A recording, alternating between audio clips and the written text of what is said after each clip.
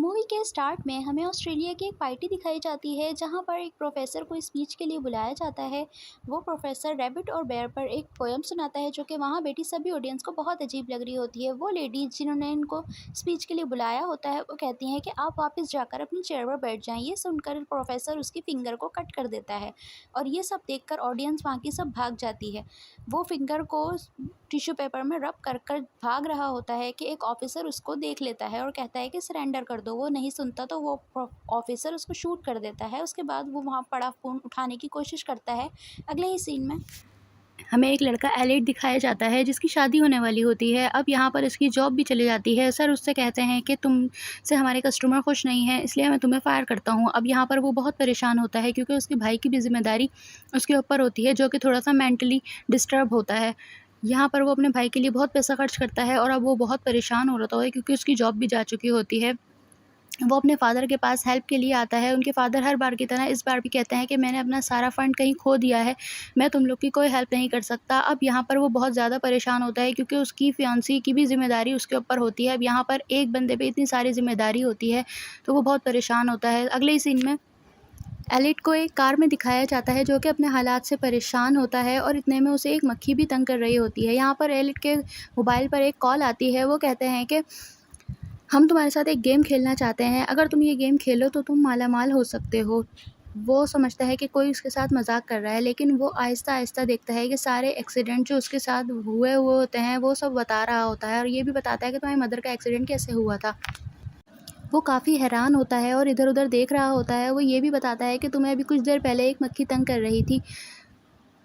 तो वो देख रहा होता है इधर-उधर कि कोई मुझे फ़ॉलो तो नहीं कर रहा। वो कहता है कि अगर तुम इस मक्खी को मार दो तो $1000 तुम्हारे अकाउंट में ट्रांसफ़र कर दिए जाएँगे। वो कहता है कि ये तो बहुत आसान है। वो मक्खी को मार देता है और देखता है कि उसके मोबाइल पर $1000 का नोटिफ़िकेशन आ जाता है।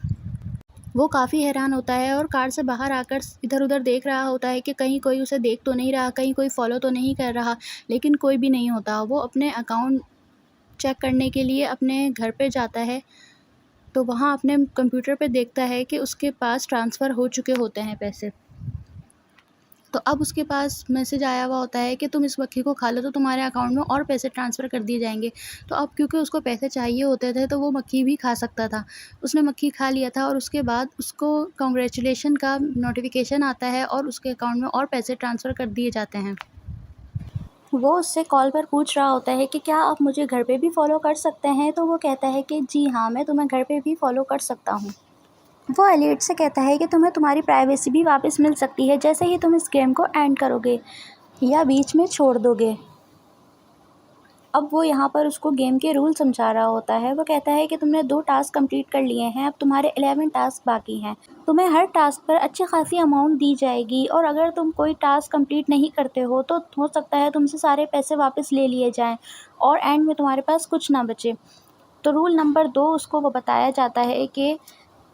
2 है कि तुम किसी को इस बारे में नहीं बताओगे और अगर तुम ये गेम खेलना चाहते हो तो तुम मेरे साथ बोलो I will dance to golden door. तो वो ऐसा कह देता है। अगले ही सीन में हमें दिखाया जाता है कि एलियट कॉल का वेट कर रहा होता है। उसे कॉल आती है कि अगला टास्क तुम्हारा ₹5000 के लिए है, तुम्हें किसी बच्ची को रुलाना होगा। तो उसे ये टास्क बहुत ही आसान लगता है। वो आसपास किसी बच्ची को ढूंढ रहा होता है कि सामने से एक प्यारी सी बच्ची मुस्कुराते हुए आ रही होती है। वो उसके पास जाकर कहता है कि तुम्हारे पेरेंट्स तुम्हें बहुत जल्द छोड़ने वाले हैं। ये बात सुन के वो बहुत रोने लगती है और रोते-रोते अपने पेरेंट्स के पास भाग जाती है। यहाँ पर वो देखता है कि उसके अकाउंट में पैसे ट्रांसफ़र कर दिए जाते हैं, तो ये देखकर वो बहुत खुश होता है और अब यहाँ से कार में बैठकर भागने की कोशिश करता है क्योंकि उसे पता था कि अब वो अपने पेरेंट्स को जाके बताएगी और उनके पेरेंट्स उसके पास आएँगे बात करने के लिए, इसलिए वो यहाँ से भाग रहा होता है। अगले ही सीन में हमें दिखाया जाता है कि वो अपने फ़ादर को लेने के लिए चर्च जाता है, तो इतने में उसे कॉल आती है और उसका नेक्स्ट टास्क उसको बताया जाता है। नेक्स्ट टास्क में उसको जो बोर्ड रखा हुआ होता है, जो बच्चों ने बनाया होता है, उसे जलाना होता है। वो उस बोर्ड को उठाकर बाहर ले आता है और उसको जलाने लगता है कि चर्च में भी आग लग जाती है। तो वो अपनी फैमिली को जल्दी से वहाँ से बाहर निकलने को कहता है और फायर अलार्म बजाकर भाग रहा होता है और देखता है कि उसके मोबाइल में उसकी अमाउंट आ जाती है। और यहाँ पर वो बच्ची अपने पेरेंट्स के साथ पुलिस स्टेशन पहुँच जाती है उसकी रिपोर्ट करवाने के लिए।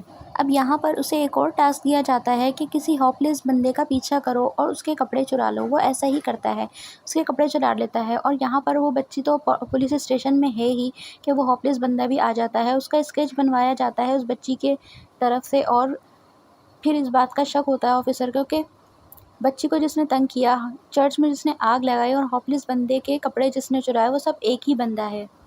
अब यहाँ पर ये 6 टास्क पर पहुँच चुका होता है और उसे कॉल आती है, टास्क दिया जाता है कि तुम्हें किसी अपने डिपार्टमेंट के बंदे को कॉफ़ी पे लेके जाना होता है। वो तो ये टास्क बहुत आसान समझता है, लेकिन जब वो अंदर आता है तो उसे ये टास्क इतना आसान नहीं लगता है, क्योंकि जिसे वो कॉफ़ी पे लेके जाना होता है वो बंदा तो मरा हुआ टब में पड़ा हुआ होता है, लेकिन उसे तो पैसे चाहिए होते हैं। तो वो किसी तरह उसको अच्छे कपड़े पहनाकर वो रेस्टोरेंट में लेकर आ जाता है और कॉफ़ी ऑर्डर कर देता है।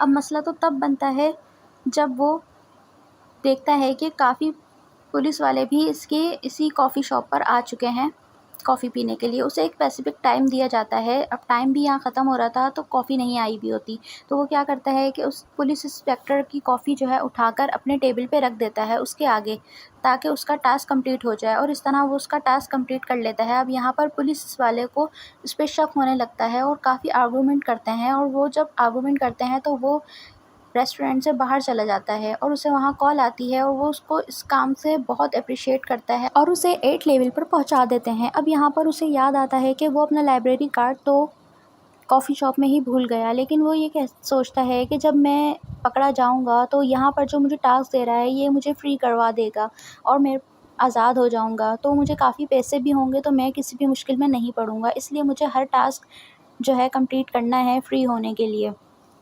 तो इसलिए वो सारे टास्क कंप्लीट करने की कोशिश करता है। अगले ही सीन में दिखाया जाता है कि एलिट एक बस में बैठकर सुनसान सड़क पे जा रहा होता है और यहाँ पर ऑफिसर को एलिट का कार्ड मिल जाता है। ऑफिसर इसकी इन्वेस्टिगेशन में लग जाता है और वेटर को ढूंढ रहा होता है। वेटर को देखता है तो बाहर वो किसी से बात कर रही होती है। आके पूछता है कि वो कौन था और क्या बात कर रहा था, तो वो बताती है कि वो एलिट के बारे में बात कर रहा था।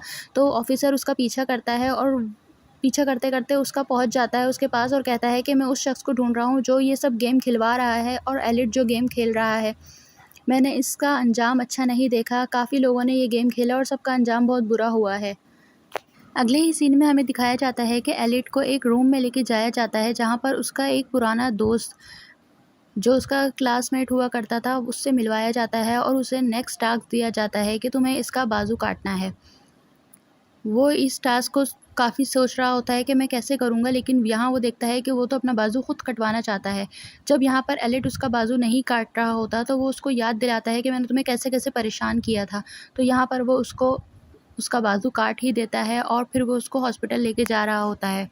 अगले ही सीन में उसको ट्रांसफ़र कर दिए जाते हैं पैसे। इसके बाद वो अपनी पार्टी में जा रहा होता है जो उसकी वेडिंग की पार्टी रखी जाती है उसकी गर्लफ्रेंड ने। तो यहाँ पर वो पहुँचता है, उसको टास्क दिया जाता है कि तुम्हें यहाँ पर पार्टी ख़राब करनी है, सब चीज़ें तोड़-फोड़ करनी है। यहाँ पर पुलिस भी आई हुई होती है जो कि उसके भाई की वजह से आई हुई होती है, अजीब बिहेवियर की वजह से। तो यहाँ पर वो चीज़ें तोड़-फोड़ करना शुरू कर देता है, अपनी पार्टी ख़राब करना शुरू करता है, जो कि वो अपना टास्क पूरा कर रहा होता है और वो लड़की समझती है जो कि उसकी फैंसी होती है, वो समझती है कि अपने भाई को बचाने के लिए कर रहा है। इसके बाद इसको टास्क दिया जाता है कि तुम सरेंडर कर दो, तो वो पुलिस को सरेंडर कर देता है। अब पुलिस स्टेशन में उसका इंटरव्यू लिया जा रहा होता है और उसको कुछ पिक्स दिखाई जा रही होती हैं कि तुमने ये सब काम किया है, और उसको वो पिक्स भी दिखाई जा रही होती हैं जो वो नहीं कर रहा होता। तो उसको इस बात का यहाँ पर शक होता है कि शायद कोई और भी ये गेम खेल रहा है। अब यहाँ पर जब ऑफिसर उठकर चला जाता है तो वो भागने की कोशिश करता है, तो वो चेयर का एक छोटा-सा टुकड़ा काटकर भागने की कोशिश कर रहा होता है और वो कामयाब हो जाता है। तो यहाँ विंडो से वो छलांग लगाता है, डस्टबिन में गिर जाता है, डस्टबिन में उसका फ़ोन रह जाता है और वो खुद तो भागने में कामयाब हो जाता है। अब यहाँ पर वो उससे कॉन्टैक्ट नहीं कर सकता जो गेम खिलवा रहा होता है इससे। अब यहाँ पर एक लेडी आ रही होती हैं, उसको वो समझता है कि शायद इसको उसी ने भेजा है। अगले सीन में हम देखते हैं कि ऑफिसर उसी आदमी से मिलता है जो इस गेम के ओनर को ढूँढ रहा होता है और वो बताता है कि मेरी वाइफ़ ने भी ये गेम खेला था, इसी वजह से उसकी डेथ हो गई, इसीलिए मैं इस गेम के ओनर को ढूँढ रहा हूँ। जो भी ये गेम खेलता है उसका अंजाम अच्छा नहीं होता। यहाँ पर एलिट उसी औरत से पूछ रहा होता है कि मेरा अगला टास्क क्या है। वो बताती है कि तुम्हें एक रस्सी बाँधनी है और उस पे कपड़े टंगाने हैं। उसको ये टास्क बहुत ही आसान लगता है, वो ये कर भी देता है। उसके बाद जब वो ये कर देता है तो ये देखता है कि ये टास्क तो मुश्किल है, क्योंकि यहाँ रस्सी जो है बीचों बीच रोड के बन रही है और जहाँ यहाँ से जो भी गुजरेगा तो उसकी डेथ हो जाएगी गर्दन कटने से। इसके बाद वो देखता है कि कुछ यंगस्टर बाइक पर आ रहे होते हैं, तो वो जल्दी से रस्सी को हटा देता है ताकि उन लोगों की जान बच जाए, क्योंकि वो ऐसा बिल्कुल भी नहीं चाहता था। उसके बाद वो देखता है कि आगे एक और रस्सी बंधी हुई होती है। अब वो यहाँ से तो उन सब की जान बचा देता है, लेकिन आगे जाके उन सब की डेथ हो जाती है, क्योंकि आगे वाली रस्सी से उन सब की जान चली जाती है। अब वो इन सबको देखकर बहुत शॉक्ड होता है और बहुत गुस्से में आ जाता है, और वो कहता है कि अब मैं ये गेम नहीं खेलूँगा। इसके बाद एलिट उस बंदे का पीछा कर रहा होता है जो ये गेम खेल रहा होता है, ताकि वो इसको ये गेम खेलने से रोक सके। एलिट उसका पीछा कर रहा होता है ताकि उसे ये गेम खेलने से रोक सके। इतने में उसे कॉल आती है और उसका अगला टास्क बताया जाता है कि तुम्हें अपने किसी फैमिली मेम्बर को मार देना है, तुम्हारा अगला टास्क यही है। उसे बहुत गुस्सा आता है और वो अपना मोबाइल कार से बाहर फेंक देता है, क्योंकि उसे अब ये गेम नहीं खेलना होता। और इस तरह वो उसको फॉलो करते हुए जाता है, तो वो बहुत शॉक्ड हो जाता है, क्योंकि वो कार उसके घर के आगे रुकती है।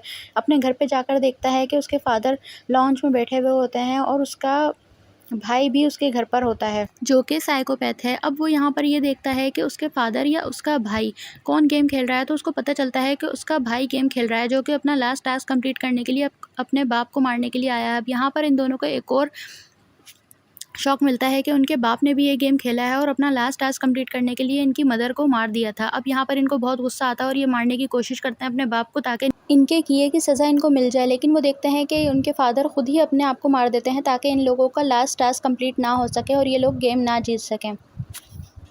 अब यहाँ पर वो देखता है उसका भाई हर हाल में ये गेम जीतना चाहता है, तो वो अपने भाई को मारने की कोशिश करता है। अब वो अपने आप को बचाता है और उसको गलती से उसके हाथ से गोली चल जाती है और उसके भाई को लग जाती है। लेकिन वो अभी भी इस गेम को जीतना चाहता है और अपने भाई को चाकू मारने की कोशिश करता है, लेकिन वो खुद ही मर जाता है।